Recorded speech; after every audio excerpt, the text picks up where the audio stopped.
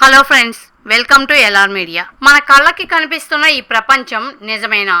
మనం ఎంతగానో కోరుకునే డబ్బు, ఆస్తి, పేరు, హోదా, అందం, సంబంధాలు ఇవన్నీ ఒకరోజు మన నుంచి దూరమైపోయేవే.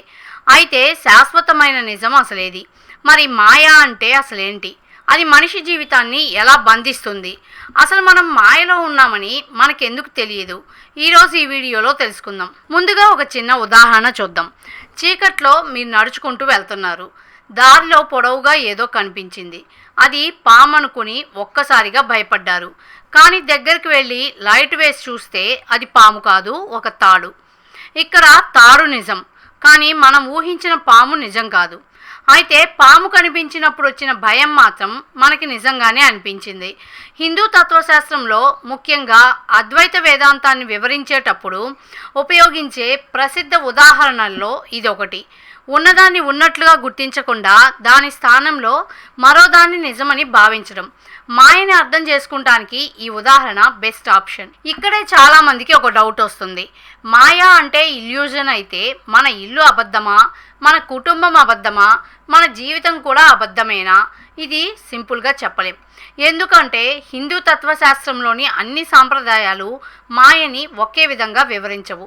ముఖ్యంగా అద్వైత వేదాంతంలో మనకి కనిపిస్తున్న ఈ ప్రపంచం నిజమే, మనం దాన్ని ప్రతిరోజు అనుభవిస్తున్నాం. కానీ అది ఎప్పటికీ అలాగే ఉండే శాశ్వతమైన నిజం కాదని చెప్తుంది. ఎందుకంటే మన చుట్టూ ఉన్న ప్రతిదీ మారుతోంది. మన శరీరం మారుతుంది, మన ఆలోచనలు మారుతున్నాయి, మన పరిస్థితులు మారుతున్నాయి, మన దగ్గర ఉన్న వస్తువులు కూడా మారుతున్నాయి. ఇవేవి నీ దగ్గర శాశ్వతంగా ఉండవు. అంటే మారిపోతున్న దాన్నే శాశ్వతమైన నిజమని నమ్మటం వల్లే సమస్య మొదలవుతుంది. ఇప్పుడు అసలైన పాయింట్లోకి వద్దాం. మాయ మనిషిని తాడుతో కట్టదు, జైల్లో పెట్టదు.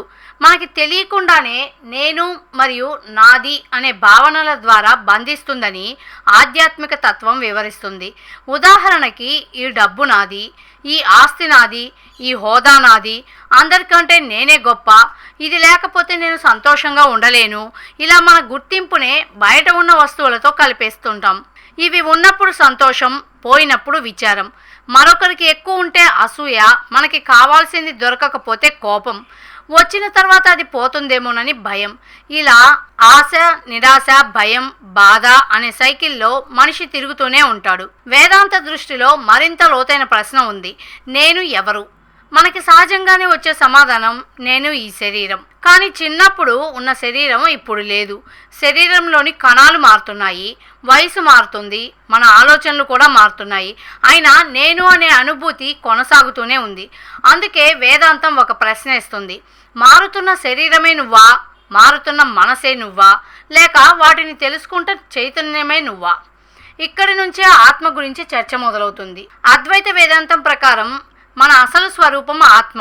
కానీ అజ్ఞానం కారణంగా మనిషి తనని కేవలం శరీరం, మనసు, వ్యక్తిత్వంతోనే గుర్తుంచుకుంటాడు. దీన్ని అర్థం చేసుకుంటానికి ఇంకో చిన్న ఎగ్జాంపుల్ చూద్దాం. ఒక యాక్టర్ ఒక సినిమాలో రాజుగా నటిస్తాడు. ఆ సినిమాలో అతనికి రాజ్యం ఉంటుంది, శత్రువులు ఉంటారు, యుద్ధం జరుగుతుంది. అతను ఓడిపోతే బాధపడుతున్నట్టు కనిపిస్తాడు. కానీ సినిమా పూర్తయ్యాక అతను రాజు కాదు, అతను యాక్టర్. అదేవిధంగా మన జీవితంలో మనం పోషిస్తున్న పాత్రలే మన అసలు స్వరూపం అని భావించడం వల్ల బంధం ఏర్పడుతుందని వేదాంత భావన. భగవద్గీతలో కూడా మాయ గురించి ఆసక్తికరమైన ప్రస్తావన ఉంది. 7వ అధ్యాయంలో శ్రీకృష్ణుడు సత్వ, రజో, తమో అనే 3 గుణాలతో కూడిన తన దైవీ మాయను దాటడం కష్టమని చెప్తాడు. అయితే తనని ఆశ్రయించిన వారు దానిని దాటగలరని వివరిస్తాడు. ఇక్కడ ఒక ముఖ్యమైన విషయం ఉంది. మాయ నుంచి బయటపడటం అంటే ప్రపంచాన్ని వదిలేసి అడవికి వెళ్ళిపోవటం కాదు. సామాజిక ప్రపంచంలోనే ఉంటూ దాని స్వభావాన్ని అర్థం చేసుకోవడం, మన బాధ్యతలను నిర్వర్తిస్తూనే వాటిని మన అసలు ఐడెంటిటీగా భావించకుండా ఉండటం. ఇది చాలా ముఖ్యమైన డిఫరెన్స్. ఇప్పుడు ప్రాక్టికల్ డౌట్. అయితే డబ్బు సంపాదించకూడదా అంటే కాదు. డబ్బు అవసరం, కుటుంబం అవసరం, ఇల్లు అవసరం, కెరీర్ కూడా అవసరమే. సమస్య అసలు వాటిలో లేదు, వాటి మీద మనం పెట్టుకునే అతిగా ఆధారపడే భావనలో ఉంది. డబ్బుంటేనే నేను విలువైన వ్యక్తిని, ఈ హోదా పోతే నా జీవితం అయిపోతుంది, ఈ వస్తువు లేకపోతే నాకు హ్యాపీనెస్ లేదు అనే స్థితికి చేరితే వస్తువుని మనం ఉపయోగించడం కాకుండా ఆ వస్తువే మన మనసుని కంట్రోల్ చేయడం మొదలు పెడుతుంది. ఆధ్యాత్మిక తత్వం హెచ్చరించేది అటాచ్మెంట్ గురించే. ఎందుకంటే మాయ మనకి మాయలా కనిపించదు. అదే ఇందులో ఫ్యాసినేటింగ్ పాయింట్. కలలో ఉన్నప్పుడు అది కళ అని చాలాసార్లు మనకి తెలియదు. కలలో పరిగెడతాం, భయపడతాం, సంతోషిస్తాం, కానీ నిద్ర లేచిన తర్వాత అది కళ మాత్రమే అని తెలుస్తుంది. అదేవిధంగా ఆధ్యాత్మిక జ్ఞానం కలిగే వరకు మనిషి తాత్కాలికమైన వాటినే శాశ్వతంగా భావిస్తాడని వేదాంతం వివరిస్తుంది. అయితే మాయ నుంచి బయటపడటానికి ఏం చెయ్యాలి?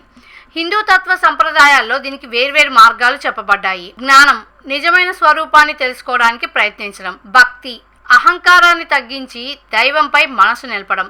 కర్మయోగం, ఫలితంపై అతిగా ఆసక్తి పెట్టుకోకుండా మన బాధ్యతని నిర్వర్తించడం. ధ్యానం, మనసుని గమనిస్తూ దానిపై నియంత్రణ పెంచుకోవడం.